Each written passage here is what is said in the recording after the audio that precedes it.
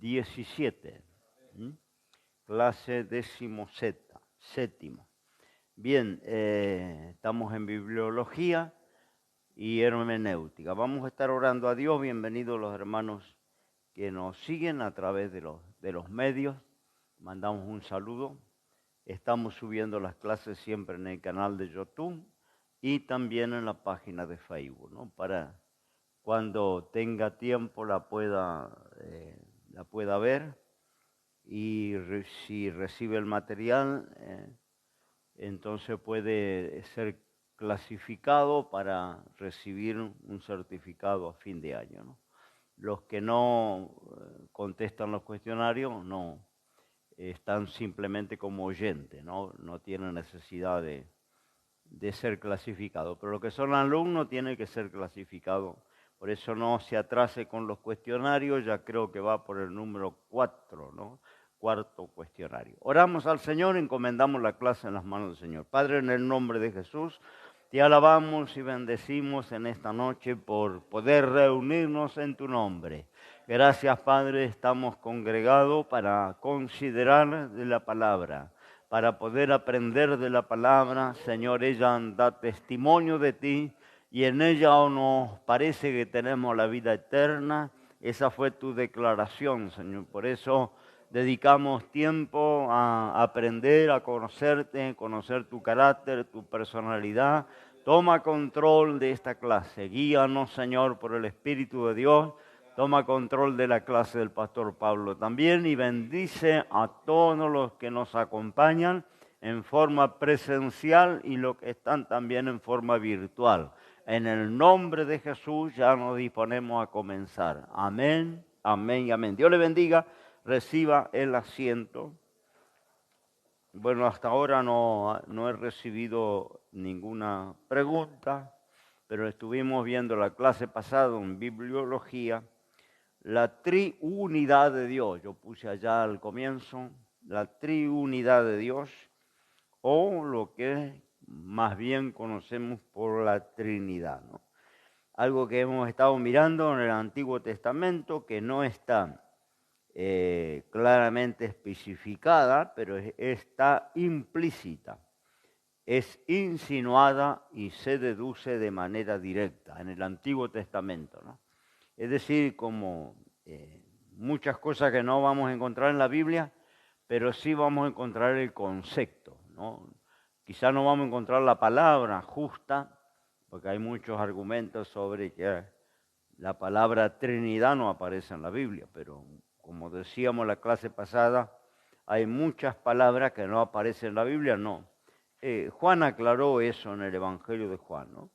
Que si todas las cosas fueran escritas, no cabrían los libros en el mundo, ¿no? Y ahí usó una figura retórica que está enseñando el pastor Pablo, ¿no? Usó una hipérbole. Hipérbole es cuando se exagera, ¿no? Una realidad para hacerla, para destacarla, ¿no? De cuando decimos, no, me fui a la capital y tardé 10 horas para volver. Bueno, en realidad no tardamos 10 horas, ¿no? Eso sería una hipérbole, ¿no? Quizá tardamos 2 horas, 1 hora y media, ¿no? Pero le exageramos, decimos, tardé 10 horas en volver, el tráfico era infernal, ¿no? O podemos decir, no, fui al banco y había como 500 personas. Seguro que si contamos no superaban las 60 o las 70 personas, pero decimos había 500 para decir que había muchísima gente, ¿no? Y bueno, cuando Juan dice no cabrían los libros en el mundo si todo fuera escrito, está usando una figura retórica llamada hipérbole. Sí cabría, ¿no? Así se escribiera todo, los libros, el mundo es muy grande, inmenso, ¿no? Cabrían los libros. Pero él está usando, vuelvo a decir, esa figura de exageración para decir o para dejar claro que no todo se puede encontrar escrito en la Biblia, ¿no? Los creyentes no fumamos, los creyentes no consumimos pornografía, los creyentes no usamos droga, y usted no va a encontrar un solo texto en la Biblia que hable del tabaco, o que hable de la droga, o que hable de la pornografía. No existían esas cosas en los días bíblicos. No existía el tabaco. Entonces no va a encontrar un texto que diga no fumarás. Pero nosotros entendemos que debemos cuidar el templo del Espíritu Santo, no contaminarlo, no arruinarlo, ¿no? Y cuidar el cuerpo, lo que ponemos dentro, lo que ponemos fuera. Y por ese motivo no nos drogamos, no fumamos, no hacemos algunas cosas que la Biblia no habla, ¿no? La Biblia no habla de muchas cosas, yo lo dije en la clase pasada, la palabra decálogo no la va a encontrar en la Biblia, y sin embargo todo el mundo acepta que esa palabra se refiere a los 10 mandamientos. La palabra Pentateuco no va a encontrar en la Biblia, pero todo el mundo usa esa palabra para referirse a los 5 primeros libros de la ley, ¿no? Se le llama Pentateuco. No existe esa palabra en la Biblia. No existe la palabra, por ejemplo, ¿qué podemos decir, no? Para poner de ejemplo. Hay muchas palabras que no están en la Biblia, pero sí está el concepto, ¿no? Encontramos leyendo las Escrituras que está el concepto sobre eso. Y referente a la palabra Trinidad no la va a encontrar en la Biblia, no está. Pero eso no quita que esté explicado, presentado en la Biblia la esencia, ¿no?, de la Trinidad,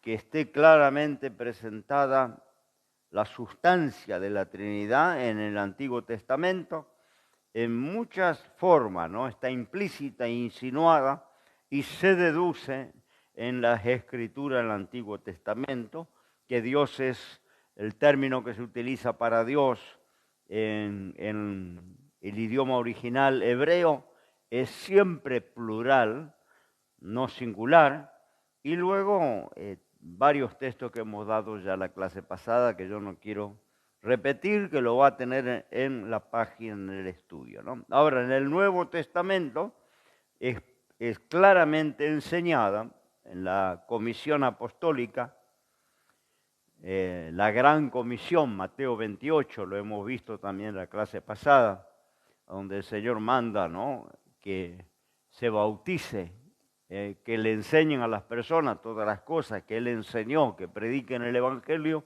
y que bauticen en el nombre del Padre, del Hijo y del Espíritu Santo, ¿no? Esta comisión dada por Jesús lleva a respaldar cuando en Hechos encontramos que los apóstoles bautizaban en el nombre de Jesús. Está queriendo decir, está queriendo dar a entender en la ordenanza que Jesús mandó, en la fórmula que Jesús estableció. No es una nueva fórmula, porque hay una contradicción y una contienda con aquellos que dicen hay que bautizar en el nombre de Jesús, porque allá en Hechos los apóstoles mandaban bautizar en el nombre de Jesús. Y desechan el bautismo trinitario. Pero Jesús mandó bautizar en la fórmula trinitaria, Padre, Hijo y Espíritu Santo. Y cuando los apóstoles recurren a esa expresión, bautices en el nombre de Jesús, está diciendo en la fórmula de Jesús, en la comisión de Jesús, porque como decía la clase pasada, en aquel tiempo había varios bautismos vigentes. Había un bautismo que efectuaban los judíos antes que viniera Cristo, es un bautismo que ellos solían practicar. Después viene Juan con un bautismo que se llama bautismo de arrepentimiento, que también los apóstoles no lo consideran válido, porque en una ocasión preguntan ¿en qué bautismo ustedes son bautizados? En el bautismo de Juan. Y mandaron que se bautizaran en el nombre de Jesús. Los rebautizaron, porque tenían un bautismo que no era el que el Señor estableció. Y cuando dicen bautices en el nombre de Jesús, está diciendo en la forma que mandó Jesús, en la fórmula que mandó Jesús. Porque la Biblia hay que tomarla en su conjunto, no se pueden tomar textos aislados. Pero los Jesús solo, que se le llama así, porque no creen en la Trinidad, creen que Dios es solo Jesús, ¿no? Y que el Padre es una manifestación de Jesús y el Espíritu Santo es una manifestación de Jesús, ¿no? Por eso se le da ese sobrenombre, los Jesús solo, ¿no? Pero tenemos por otro lado los testigos de Jehová, que Dios para ellos es solo Jehová, como el pueblo judío. El pueblo judío, para el pueblo judío, es solo Jehová.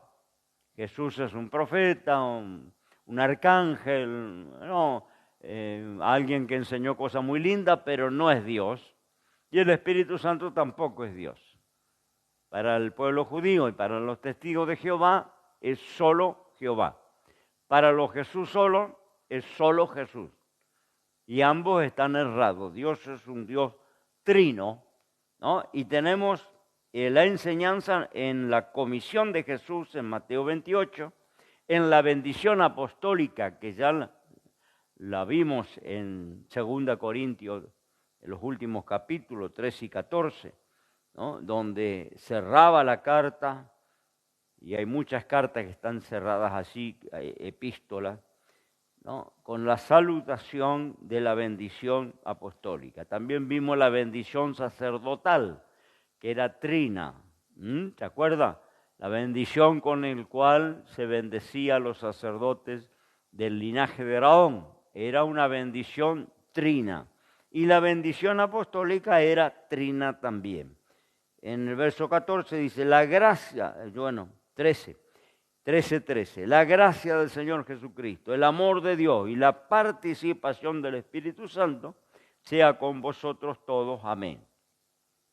Esa la bendición apostólica era trinitaria. El bautismo de Jesús en Mateo 3, ahí tenemos la Trinidad manifiesta en el mismo momento que Jesús se bautiza. Ahí tenemos las tres personas independientes, una de la otra. Si el Padre es una manifestación de Jesús, si el Espíritu Santo es una manifestación de Jesús, o al revés, ¿no? Si Jesús es una manifestación de Jehová, el Espíritu Santo es una manifestación de Jehová. ¿Cómo explicamos Mateo 3, donde se bautiza al Señor, 16 y 17? Ahí tenemos al Señor en el río Jordán, siendo bautizado de Juan. Ahí tenemos el Espíritu Santo, cuando Él se bautiza en las aguas, el Espíritu Santo descendiendo en forma visible, en forma de paloma. Descendió sobre Él, lo que implica que Cristo fue bautizado con el Espíritu Santo, ahí en el Jordán. Y el Padre habló desde los cielos. Se escuchó una voz, todos escucharon los que estaban ahí, que dijo, este es mi Hijo amado en el cual tengo complacencia, a Él oí. Ahí está, el Padre, el Espíritu Santo y el Hijo, los tres en el mismo momento en el bautismo de Jesús. Más claro de la Trinidad imposible. Después está la enseñanza de Jesús, que lo hemos visto en Juan, o en varios textos. La enseñanza de Jesús, Juan 14, 16, por ejemplo.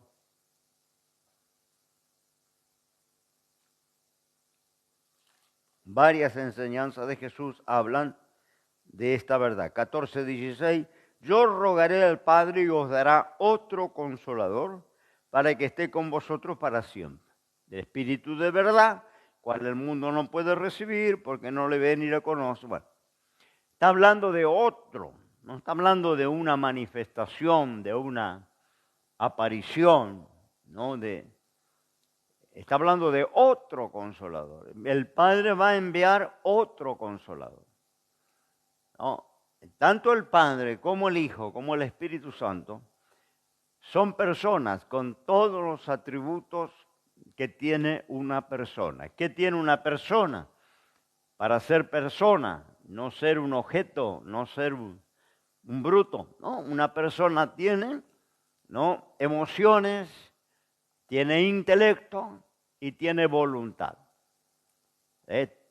Tres partes que son departamento, por así llamarlo, del alma.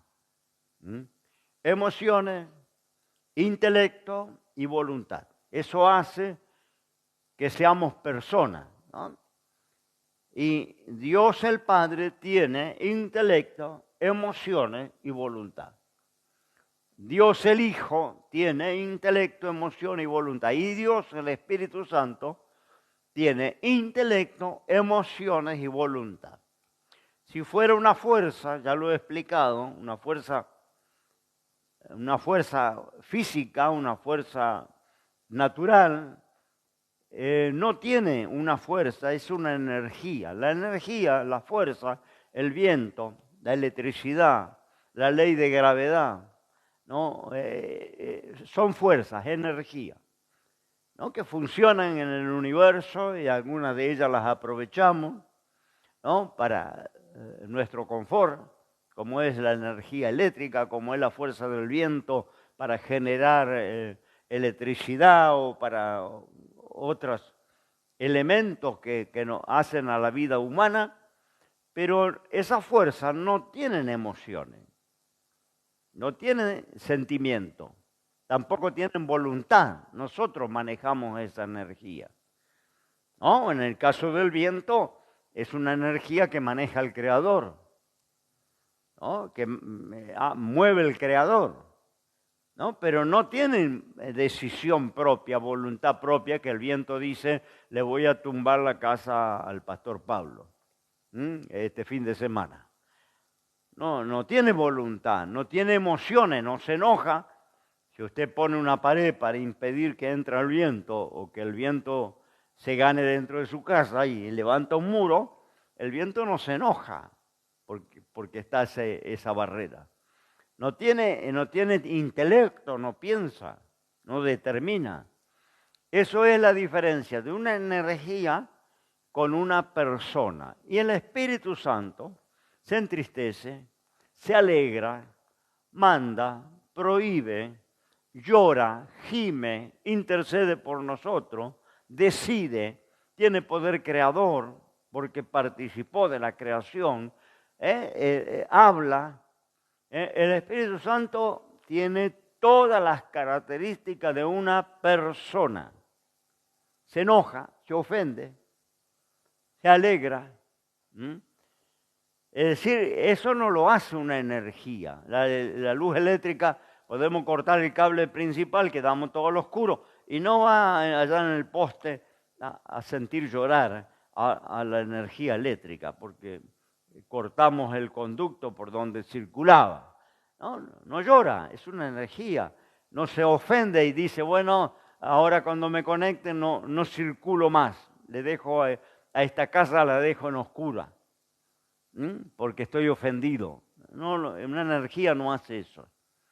Son fuerzas naturales, como es la gravedad, como es, ¿no es cierto?, los campos magnéticos, ¿no? Son fuerzas, energía, que están en el poder creador de Dios, en el diseño de Dios, están en el universo y se aprovechan, ¿no? El ser humano las ha descubierto y las aprovecha, o tienen un sentido del orden universal, porque si no existiera la ley de gravedad, volaríamos por el espacio, ¿no? Los objetos volarían por el espacio, la ley de gravedad mantiene todo, ¿no es cierto?, atraído hacia el globo terráqueo, y las cosas no flotan por el espacio. En el espacio, pasando cierta altura, desaparece la ley de la gravedad y los astronautas tienen que atarse, porque si no, volarían eternamente por el espacio sin control, ¿no? Tienen trajes espaciales con botas de plomo para cuando fueron a la Luna poder caminar sobre el satélite de la Tierra, botas con varios kilos de plomo, porque si no estarían volando, no podrían caminar, porque no existe la ley de gravedad pasando cierta altura, ¿no?, del globo terráqueo. Esas son leyes naturales. No se enoja la ley de gravedad, no se enoja la energía eléctrica y no se enoja el viento, que son energía. El Espíritu Santo es una persona, esto habla toda la Biblia. Por ejemplo, tenemos un Padre que es Dios. Romanos 1:7 habla de esto en la Escritura. Dios el Padre, dice Romanos 1:7, a todos los que están en Roma, amados de Dios, llamados santos, gracia y paz tengáis de Dios nuestro Padre y del Señor Jesucristo. No, un Padre que es Dios, Romanos 1:7. Un Hijo que es Dios, Hebreo 1:8. Hebreo 1:8. Mas al Hijo, tu trono, así le dijo al Hijo, a Cristo, ¿no? Mas al Hijo, tu trono, oh Dios, por siglo del siglo, vara de equidad, la vara de tu reino. Le dijo al Hijo, ¿no? Tu trono, oh Dios, de siglo por siglo, eterno. El Hijo es Dios, ¿no? Que también se presta a confusión cuando leemos los evangelios, el libro que los 4 evangelios que relatan el ministerio de Jesús, a donde nos habla de un Cristo humanizado, ¿no? Siendo Dios, esto lo aclara la Biblia, no estimó ser igual a Dios, se despojó a sí mismo, se humilló para ser menor que los ángeles, porque el ser humano está más abajo que los ángeles en la creación. Bueno, el Dios sublime, eterno, poderoso, se despoja de su deidad, de su divinidad, y habita en carne y hueso. En esos 33 años y medio que él habita en carne, entonces vamos a encontrar que él necesitaba comer, que él necesitaba dormir, que se cansaba, que lloraba, que se afligía, que, ¿no es cierto?, de repente tenía que orar para tener fuerza, tenía que ayunar para poder vencer, tenía que aprender la Escritura, tenía que crecer. Él creció, él aprendió, iba al templo a aprender de los escribas, de los sabios, de los sacerdotes. Y Dios no necesita aprender, Dios no necesita comer, Dios no necesita dormir, Dios no se cansa con cansancio, eso lo dice toda la Biblia. Pero esos 33 años donde entramos a leer los evangelios, nos está hablando del Dios hecho hombre. No hay que perder de vista esa situación. Dios hecho hombre.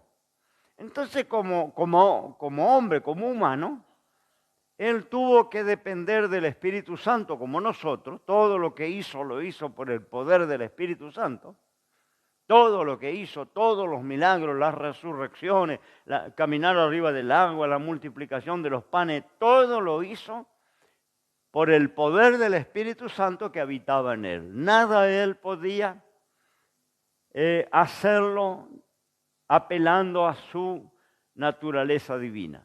Ya lo expliqué también en clases anteriores. Si él apelaba a la naturaleza divina, no podía ser nuestro sustituto. No podía ser nuestro salvador. Simplemente porque el diablo iba a decir, él pudo porque era Dios. Pero Sergio, Orlando, Pablo, Claudio, no podrán nunca, porque son humanos. Entonces él tenía que vencer como hombre. Él tenía que guardar la ley, obedecer la ley como hombre. Por eso necesitó ayunar, orar 40 días en el desierto, consagrarse a la máxima potencia para que la gracia de Dios estuviera en él y no pecara, porque si pecaba también fracasaba. Porque si Cristo pecaba, iba a tener que morir por su propio pecado. No iba a resucitar nunca. No, porque la paga del pecado es muerte, dice la ley de Dios. Y esa ley de Dios le dio autoridad a Satanás. sobre todos los seres vivos. Cuando morían, ¿por qué Satanás los llevaba al Hades o al Sheol? ¿Por qué no iban para arriba? Todos los muertos hasta la cruz iban para abajo. Está bien, el diablo no podía atormentarlo, pero todos, Abraham, Moisés, Jacobo, Isaac, Rabán, la ramera, Ruth, la moabita, todos los que murieron, el diablo tenía derecho, porque la ley de Dios le dio ese derecho. Porque la ley de Dios dijo, el que pecare, morirá. Entonces la muerte entró, consecuencia del pecado. Y el diablo tomó el derecho sobre todos los muertos, así fuera creyente. Lo que no podía era atormentarlo. Usted sabe la historia. Estaban en un lugar de consolación, pero estaban en la potestad, en el reino a donde gobernaba Satanás. Eso se terminó en la cruz. Porque el diablo, yo digo, cuando en la cruz recién fue declarado homicida. En la cruz. Antes de la cruz no era homicida. No, porque todos los que morían, Dios le había dado derecho. Todos los que pecaban, morían. La muerte entró por el pecado. Entonces la ley de Dios le dio derecho a Satanás sobre todas las almas de la gente que vivió de Adán y Eva hasta nuestros días.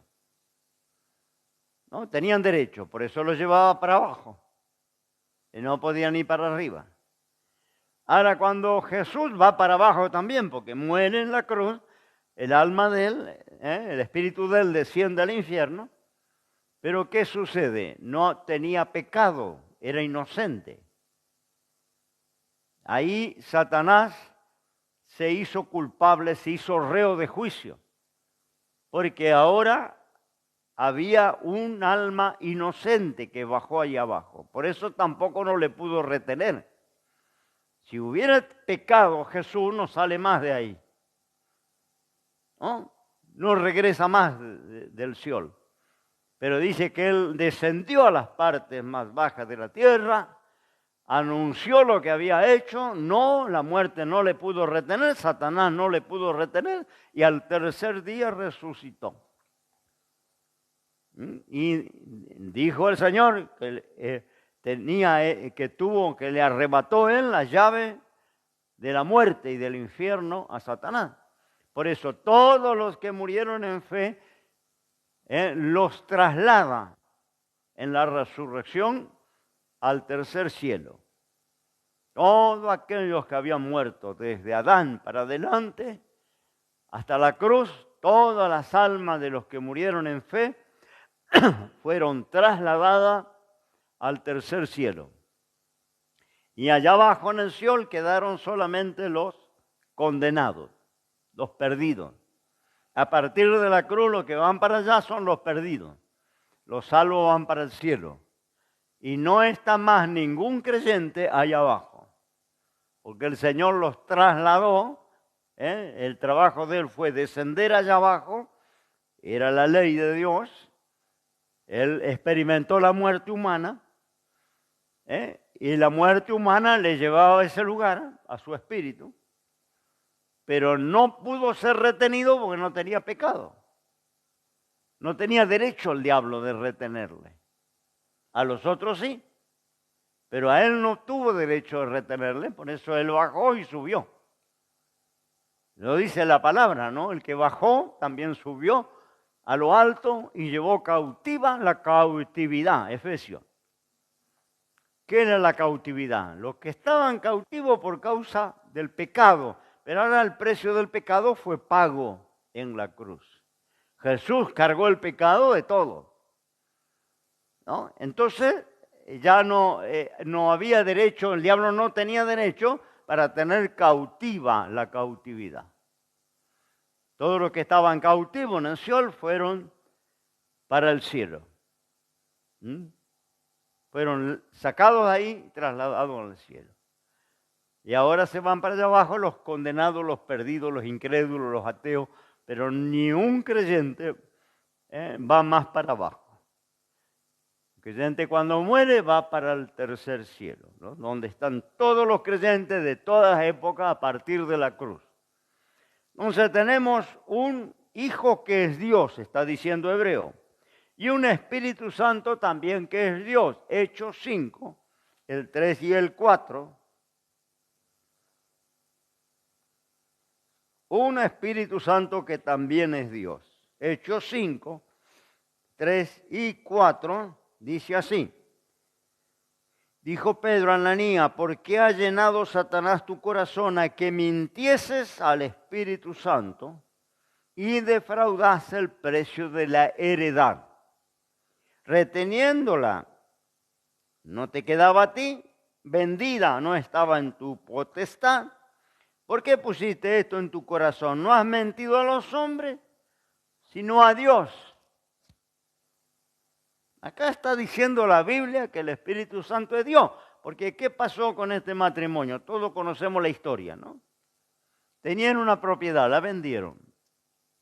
Eran dueños, venderla, regalarla, rifarla, guardarla, darla en herencia. Somos dueños de lo que tenemos. Y ellos eran dueños. Pero había un movimiento en la primera iglesia donde estaba comenzando la obra y había mucha gente que donaba, vendía sus bienes y donaba seguramente para impulsar el evangelio, la obra del Señor. Mucha gente, ahí tenemos un José que después le van a cambiar los nombres, los apóstoles le van a poner Bernabé. Todos sabemos quién era Bernabé, ¿no? Bernabé quiere decir hijo de consolación. Pero originalmente llamaba José. Y dice que este José tenía unas propiedades, vendió y puso todo el dinero a los pies de los apóstoles, ¿no? Para la obra del Señor. No sé si era para levantar una capilla, para viajar, para hacer una campaña, no sé. La obra comenzaba. Y hacía falta recursos, ¿no? Y había gente que Dios le tocaba el corazón para ayudar la obra del Señor. Y entonces se convertían y vendían propiedades que tenían y traían el dinero para la causa, ¿no? Y este matrimonio había vendido una propiedad y también vinieron en un culto donde seguro se levantaba ofrenda o se traía al altar, no sé cómo sería, la Biblia no especifica. Pero este matrimonio dice que primero vino el marido y puso el dinero. Y Pedro estaba dirigiendo la reunión y Pedro, parece que el Señor le guió y le dijo, Orlando, ¿cuánto vendiste tu casa allá en Uruguay? ¿No? Y Orlando dice, bueno, qué sé yo, en 30,000. Está bien.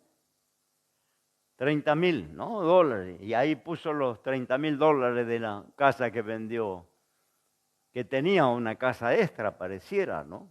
Este matrimonio.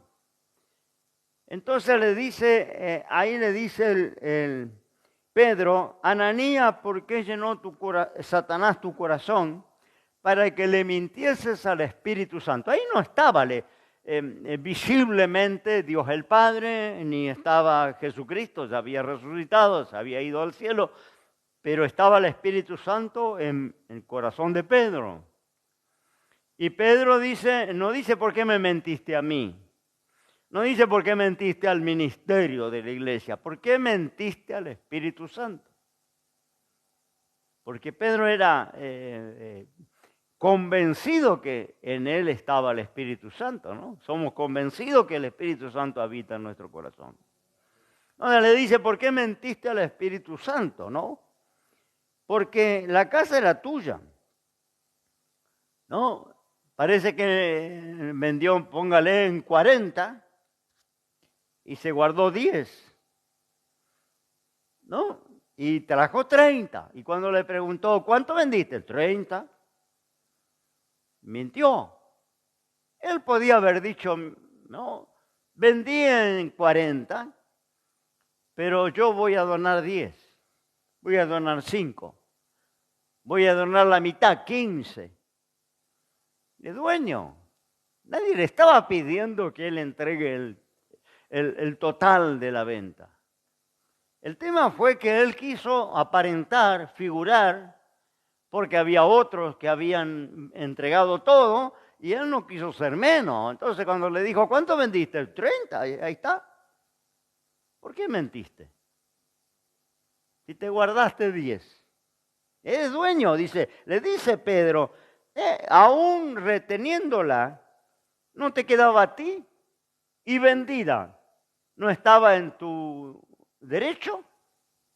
Estaba en derecho de no dar un mango, porque era de él. Nadie le estaba exigiendo que él donara. Él podía decir, venderla y irse de vacaciones con Zafira a Italia, allá a la costa italiana. No, era dueño. No tenía obligación, pero él, en el afán de aparecer, porque todos estaban cooperando y como él iba a ser menos. Y justo, bueno, él tenía, parece, 2 o 3 propiedades. Justo salió el negocio, vendió una. No, y fíjese que le dice, ¿por qué mentiste al Espíritu Santo? Pero enseguida dice, no le ha mentido a los hombres, le ha mentido a Dios. No estaba el Padre Jehová, no estaba el Hijo Jesucristo. Estaba el Espíritu Santo en el corazón de Pedro, pero Pedro le dice, ¿le mentiste? Primero dice al Espíritu Santo, y después dice, ¿le mentiste a Dios? Porque el Espíritu Santo es Dios. ¿Me entiende? Y ahí dice que pierde la vida.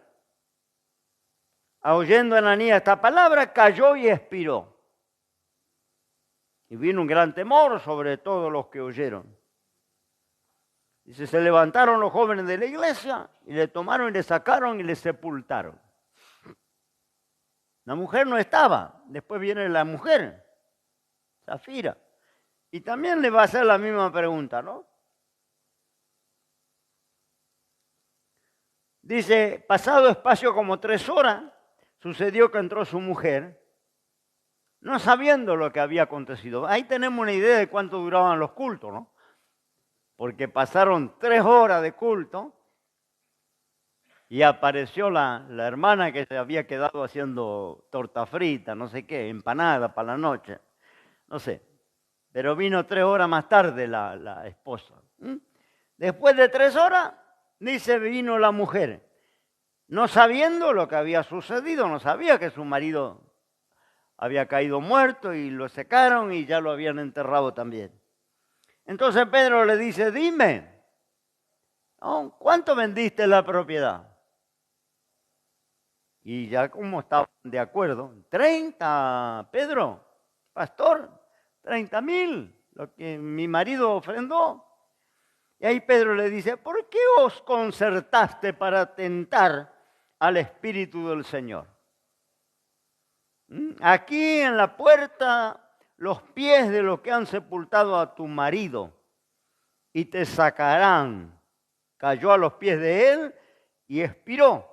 Y entrando los jóvenes la hallaron muerta y la sacaron y la sepultaron junto a su marido.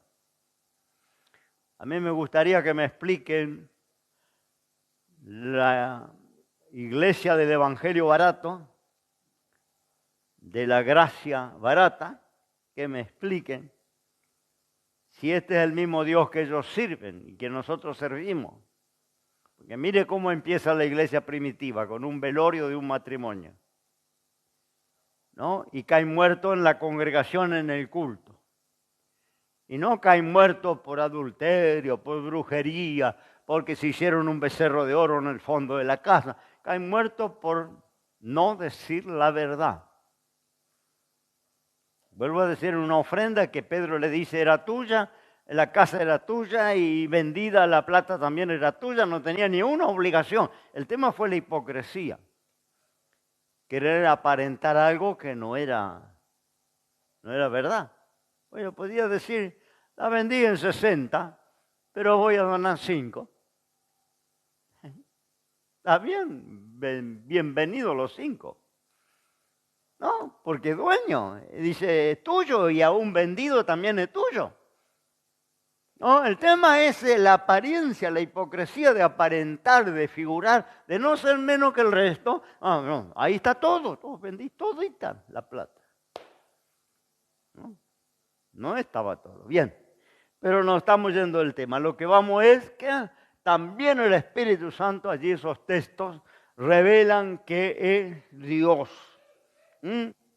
La Trinidad. Dice que un escéptico había cuestionado la posibilidad de la Trinidad, ¿no? Como muchos cuestionan la Trinidad. Entonces dice, explíqueme, ¿no? Le preguntó a un creyente, ¿cómo arde una vela? Le dijo un creyente, ¿cómo arde una vela? Y bueno, está la cera, el hilo de algodón y el aire atmosférico.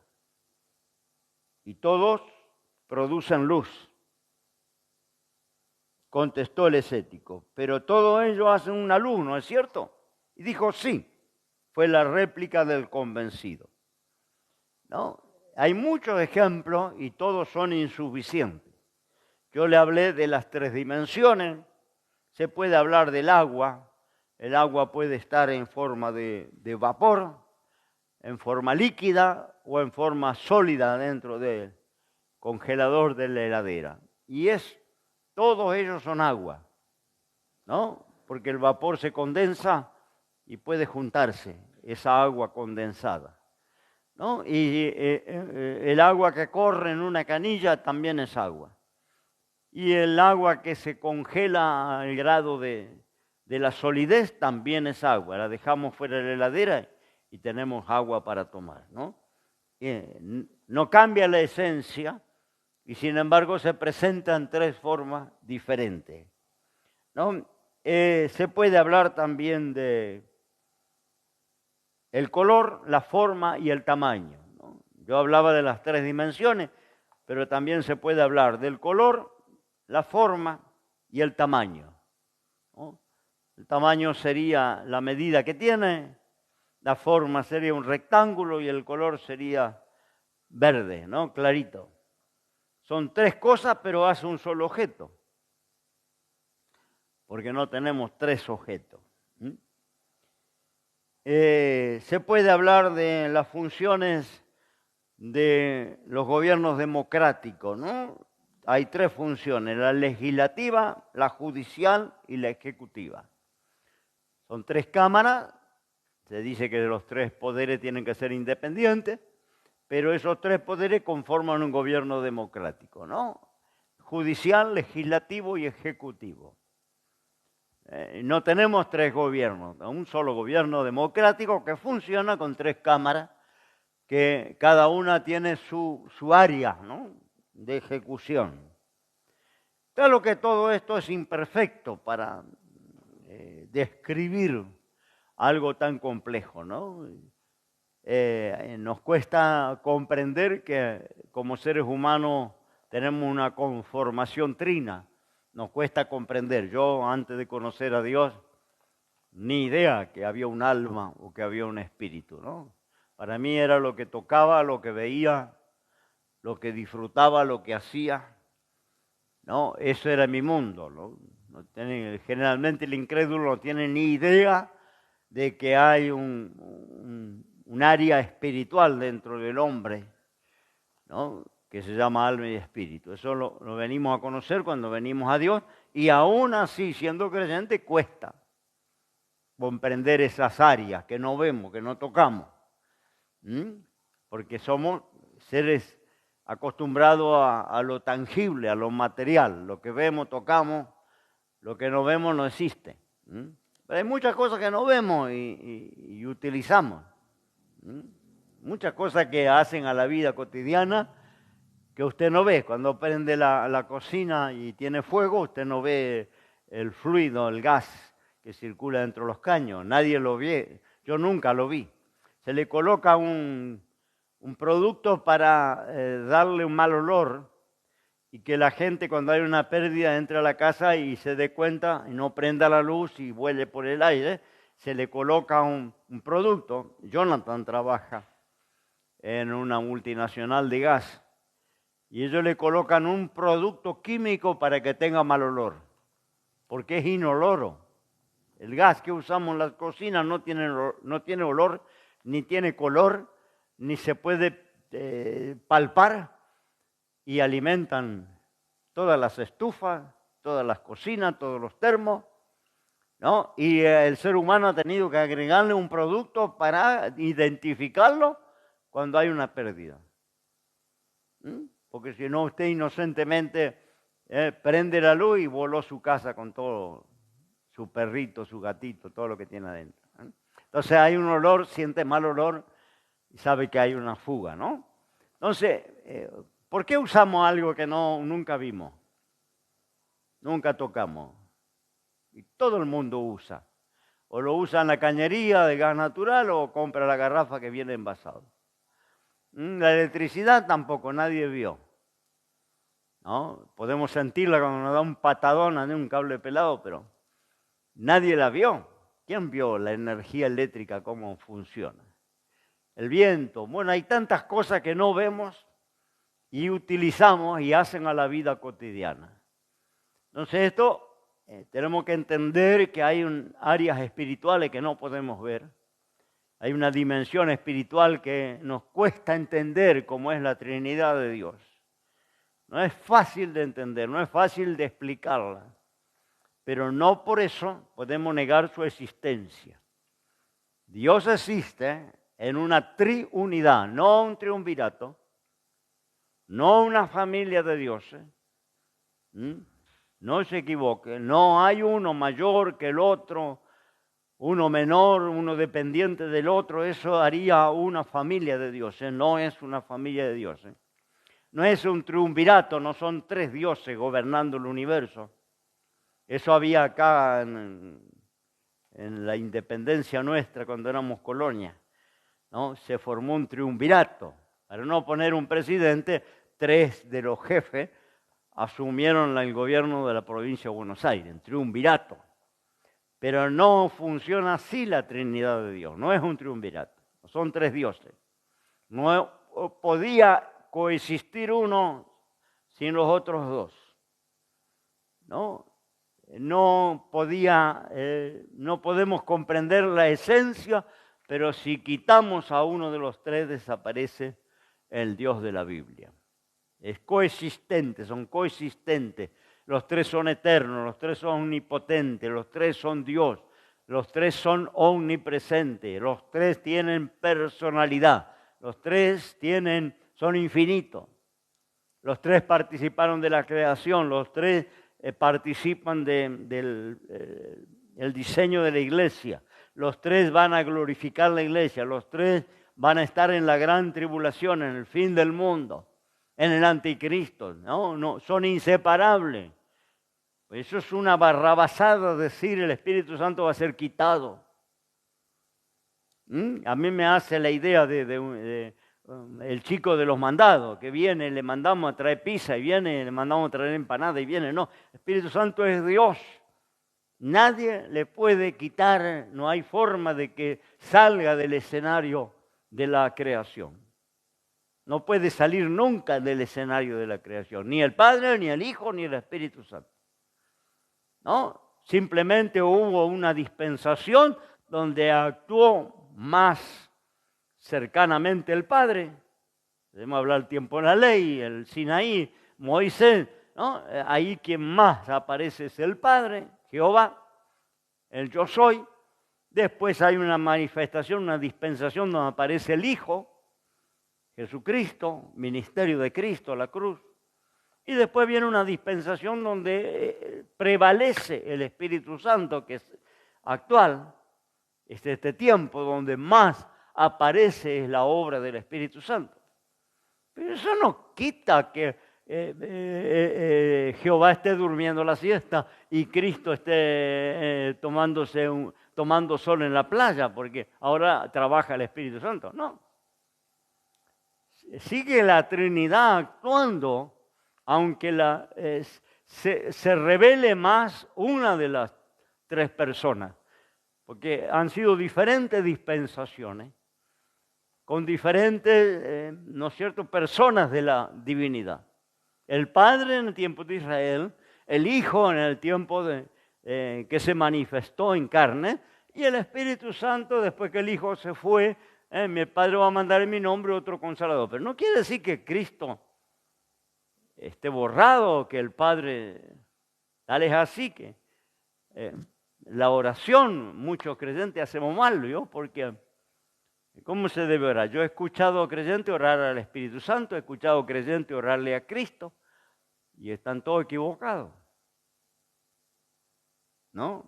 Porque hay una forma, así como no hay una fórmula de bautismo, hay una fórmula de oración que el Señor enseñó a sus discípulos y que quedó en la Biblia, y por consecuencia nosotros tenemos que conocer. Una fórmula para orar, ¿no? ¿Y cómo dijo el Señor que había que orar? Al Padre, ¿sí? Padre nuestro que estás en los cielos, ¿no? En el nombre del Hijo, porque nadie llega al Padre si no es en el nombre del Hijo. Siempre lo que nos abre la puerta, lo que nos conecta, es el Hijo. Nadie va al Padre si no es por mí, dijo el Señor. Mediador entre Dios y los hombres.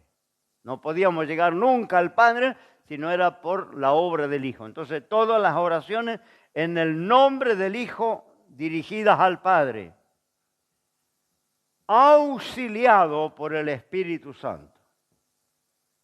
El Espíritu Santo vio la Trinidad involucrada nuevamente.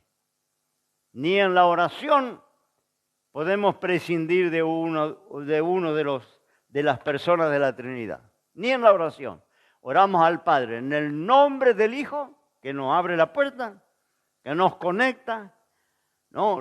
El camino, bueno, tantas ilustraciones que usó Jesús, ¿no? ¿No? En el nombre del Hijo, auxiliado por el Espíritu Santo, porque dice que el Espíritu Santo intercede por nosotros, porque ni pedir como conviene sabemos, pero el Espíritu Santo demanda como conviene, ¿no? Es decir que el Espíritu Santo es la fuerza para orar, la energía para orar, si usted quiere, ¿no? El aliento para orar, ¿no? El Espíritu Santo nos guía cómo orar, y a veces cuando no tenemos palabra, intercede por nosotros delante del trono del Padre. Entonces, yo no puedo prescindir, pero está mal orarle al Espíritu Santo. Está mal orarle al Hijo, ¿no? Y es antibíblico, porque hay algunos idólatras y algunas religiones, te va a encontrar en los diarios, cuando los diarios eran populares, ahora los diarios están de papel, está casi desaparecido, ¿no? Pero en los diarios populares, como Clarín, como Crónica, como el Diario Popular, te iba a encontrar las últimas páginas, cantidad de avisos que decía: gracias Espíritu Santo por los favores concedidos, gracias Espíritu Santo por la oración contestada, ¿no? Era un culto al Espíritu Santo que es idólatra, como es el culto a los ángeles. A ver que está prohibido hacerle culto a los ángeles, adorar a los ángeles, orar a los ángeles. Un ángel del momento que acepte la adoración humana no es un ángel, es un demonio. Porque ningún ángel obediente acepta la adoración humana. Los ángeles, cuando los siervos de Dios tenían revelaciones y se tiraban al suelo: levántate y adora a Dios, porque yo soy consiervo contigo, decía el ángel. El ángel es siervo de Dios como los seres humanos. Entonces, jamás ningún ser humano tampoco acepta adoración, si es un verdadero hijo de Dios. Cuando lo adoraban allá en Atenas fue, ¿no? A Pablo con su compañero: estos son siervos de Dios altísimo que anuncian en el camino, y venía una joven haciendo propaganda, se dio vuelta y le reprendió los espíritus. Y la joven enmudeció, no aceptó Pablo. Ningún siervo de Dios acepta adoración humana. Ningún siervo de Dios verdadero.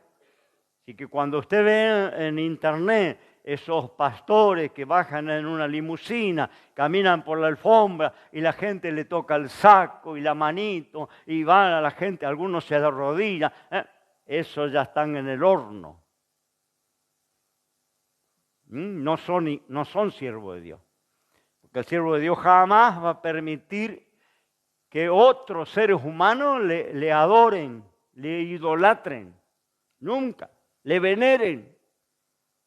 Hay uno que baja todo vestido, creo que está en México, las iglesias más grandes de México, baja todo vestido de blanco, ¿no? Y tiene unas catedrales gigantescas, y él baja del auto y la gente le tira flores y le aplaude y van y se amontonan y hacen una cadena allí, ¿no es cierto?, para que él vaya entrando al templo, ¿no? Ya esto le descalificó como siervo de Dios.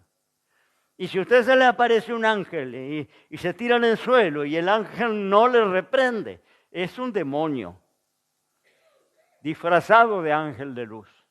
Porque el ángel verdadero no acepta adoración. Por eso veíamos la diferencia con el llamado ángel de Jehová, que Abraham, Jacob, aquellos antiguos le adoraron, y que la Biblia dice, y Dios, apareció el ángel de Jehová, y después dice, y Dios le habló. Este ya no era el ángel de Jehová, era la manifestación de la segunda persona de la deidad, de Cristo. Por eso aceptó adoración, porque si era un ángel, no acepta adoración del ser humano. Son siervos igual que nosotros, servidores de Dios igual que nosotros, más poderosos en otra dimensión, pero son siervos de Dios. Nunca van a aceptar una adoración de un ser humano, si son ángeles verdaderos. Ahora si son truchos, no, usted sabe que a Satanás le encanta que lo adore. Él le pidió a Jesús y postrado me adorare. En un ratito nada más, todos los reinos te los daré, son míos, a quien quiero se los doy. Él le mostró los reinos de la tierra y le dijo, te lo doy, pero adorame un poquito, un poquito. ¿Qué le dijo el Señor? Escrito está, Satanás, a tu Dios solamente servirás y adorarás. Lo reprendió. Todo lo que es diabólico busca esa adoración, esa veneración, ¿no? Que a veces vemos incluso dentro de las religiones. Yo me recuerdo del Papa en el gobierno militar, ¿no? Una imagen que no será porque alguna vez fui militar, pero nunca me la borré de mi cabeza, ¿no? El Papa bajó en Ezeiza, no sé quién era. Hubo tantos papas, no me acuerdo cuál era.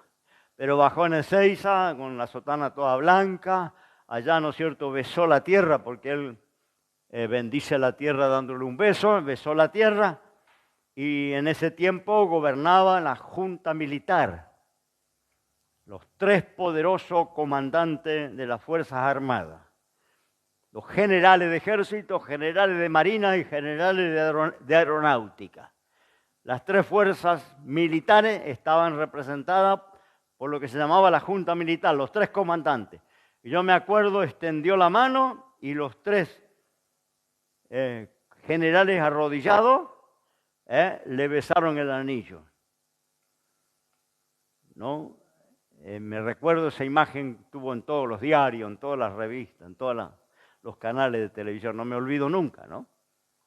Y más idolatría que eso, imposible. Si el Papa fuera un siervo de Dios, no acepta, no, jamás, nunca. ¿No? Diría como el ángel de Dios, adora a Dios, levántate, sirve a Dios, alaba a Dios. Yo soy un ser humano de carne y hueso, adora a Dios, ¿no? El anillo, ¿qué puede ser? De oro, puede tener diamante, lo que tenga, es creación de Dios. Dios creó los diamantes, Dios creó el oro, la plata, la joya, ¿no? Entonces, esa es la diferencia entre un ángel de Dios y el Dios del cielo, ¿no? Gloria al Señor. Bien, la existencia propia de Dios. Esto significa que Dios es absolutamente independiente de toda otra cosa, fuera de sí mismo, para la continuidad y perpetuidad de su ser. Esto quiere decir que las causas de su existencia están en Él mismo, en sí mismo. La vida le es inherente, a diferencia de las criaturas. Ella no proviene de una fuente externa. Si no hubiera criaturas en el universo, la no existencia de las mismas no afectaría en lo más mínimo la existencia de Dios. Él es la esencia misma de vida. Porque alguien dice, ¿quién lo creó a Dios? Por ahí tenemos alguna religión que dice la madre de Dios. ¿Cómo Dios va a tener madre? No es Dios si tiene madre. Dios no tiene madre.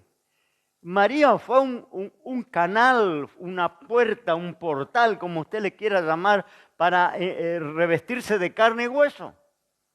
Pero no era la madre. Incluso Jesús lo dejó bien clarito, tratándole muchas veces de mujer. Hasta cuando estaba en la cruz. Ahí abajo estaba María y Juan. ¿Y qué dijo el Señor? Mujer. ¿Sabe que para el hebreo llamar a la mamá mujer, incluso para nosotros que somos occidentales, usted le dice a la vieja mujer y la vieja le va a tirar con una taza, ¿no? Porque es medio como, no, se le dice mami, mamá, vieja, lo que usted quiera, pero nunca mujer. Mujer es despectivo, ¿no? Y en la cultura oriental eso se potencia, ¿no? Mucho más que en Occidente. Pues en Occidente, ¿no? Hoy los chicos le dicen cualquier cosa a la madre, ¿no? En Occidente más liberal, pero en Oriente decirle a la madre mujer era terrible. Ningún judío se anima. Hable con algún judío cuando tenga oportunidad y pregúntele este tema. Eso es ofensivo, terrible. Pero ¿qué quiso hacer Jesús? Dejar en claro que no había una relación de madre e hijo. Él era Dios.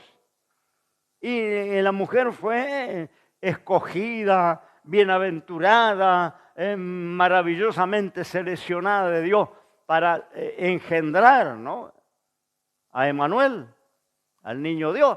Pero en la cruz mismo le dice, mujer, ahí tu hijo.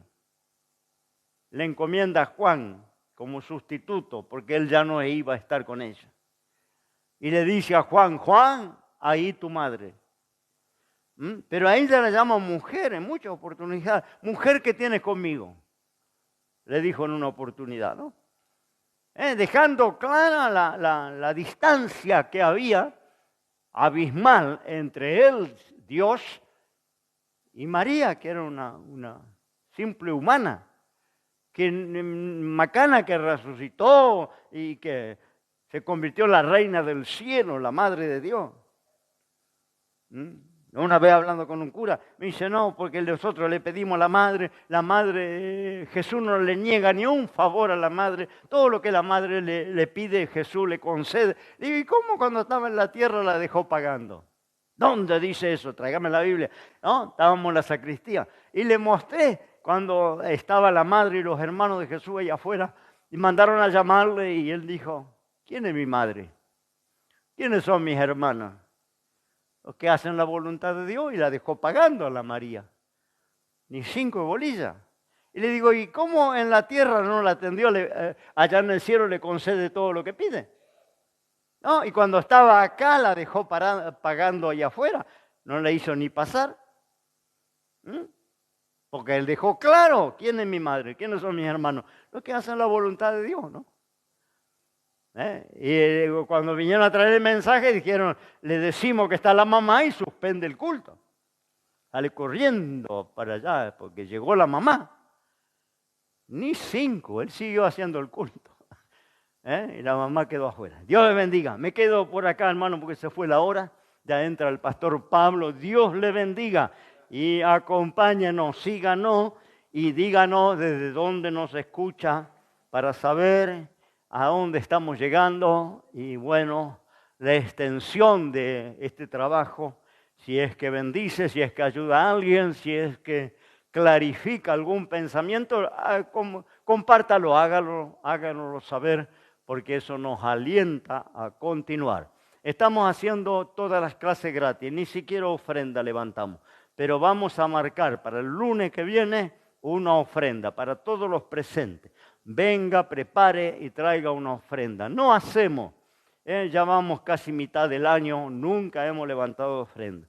pero es necesario porque implica gasto, implica tiempo, implica mucho esfuerzo poder levantar estas clases en internet. Así que le invitamos a los hermanos de las redes, si está siendo bendecido, si está aprendiendo, también nos puede mandar una ofrenda, ¿no? Yo quiero compartir con el pastor Pablo esta ofrenda para, bueno, que podamos seguir adelante, que no bajemos los brazos. Así que le invitamos a los presentes, traigan una ofrenda para el lunes que viene. Y a la gente de las redes, comuníquese en los comentarios, comuníquese en mi correo y le voy a indicar la forma de hacer una ofrenda. Hasta ahora creo que nos han hecho 2 o 3 ofrendas la gente de las redes, gente que ha sentido en su corazón, decir, pastor, le voy a colaborar con una ofrenda, ¿cómo puedo hacer? Yo le voy a indicar para que la ofrenda llegue. Amén, hermano. Y Dios le va a bendecir seguramente porque esto también es bíblico, ¿no? Dios le bendiga, le mando un abrazo a todos y el lunes que viene nos reencontramos aquí si Dios lo permite. Padre, en el nombre de Jesús te alabamos y bendecimos, dando, Señor, por concluida esta clase. Queremos encomendar en tus manos todos los que están escuchando, todos los que van a acceder a los videos que van a ser subidos. Señor, que tu palabra le dé luz y entendimiento en los corazones, le bendiga a todo aquel que quiere aprender, que quiere crecer, que en el conocimiento de ti, Señor, dale luz y entendimiento. Usa también la vida del pastor Pablo y ahora estará con su clase a continuación. Gracias te damos, Señor, y guarda a todos los hermanos cubriendo sus necesidades y sus peticiones. En el nombre de Jesús, amén y amén. Dios le bendiga a la